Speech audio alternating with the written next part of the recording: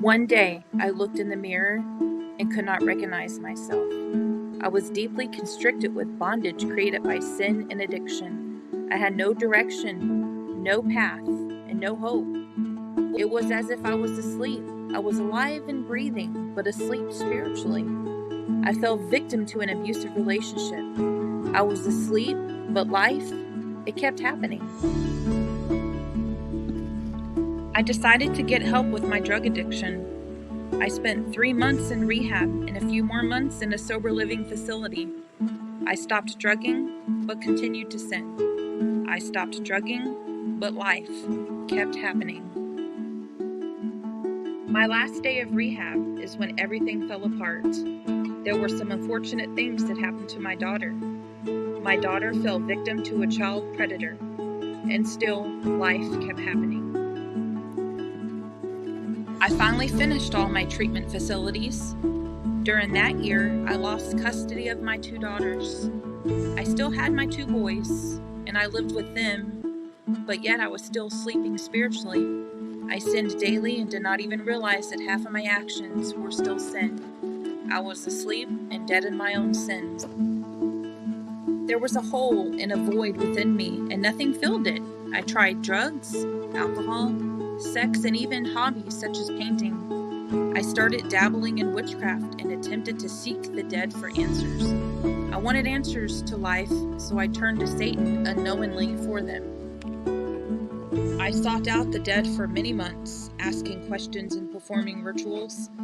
Eventually, I made contact and my life began to take a turn. I contacted whom I thought was a dead relative. It was not. This entity began to torment me and my children for several months. I was being tormented while life continued to happen. Eventually, I realized that I needed help. I went to many churches and was turned away. Whatever I was dealing with was spiritual. I found a church that dealt with these issues. I participated in something known as deliverance ministry. They taught me how to break spiritual bondages that were happening in my life. After deliverance ministry, I started reading the Bible. I started out in the book of Genesis and continued to read. I was still being tormented daily, but I trudged forward and did what God said. He told me to read His instructions in order for me to know how to live. God taught me a lot in the spring of 2017. I wrote down a few of the things that He taught me. Stay in the light, and there will never be any darkness. I continued to read His Word. In the fall of 2017, I was baptized. The day I was baptized, something happened to me spiritually. I felt awake and refreshed. Life kept happening, but I was able to handle things that came my way. I felt very convicted to share things that God showed me. I started an online ministry in the winter of 2018 known as the Wind of Change Torah Ministry. Over the next few years, I repented of everything I knew to be sin.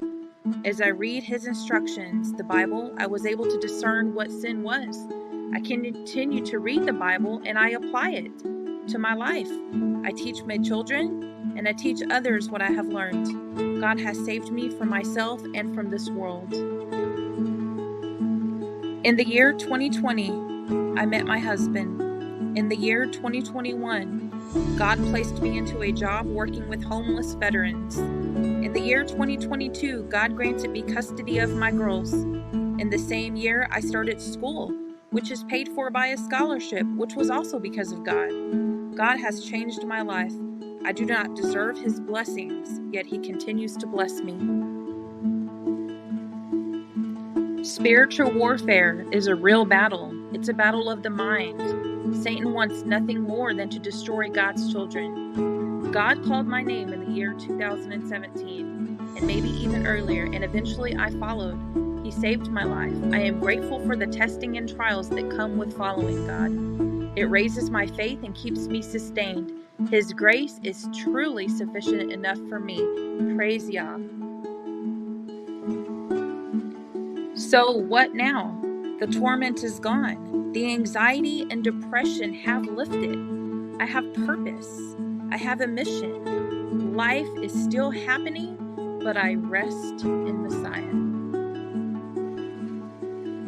I pray that Yah grants you peace during your trials and tribulations.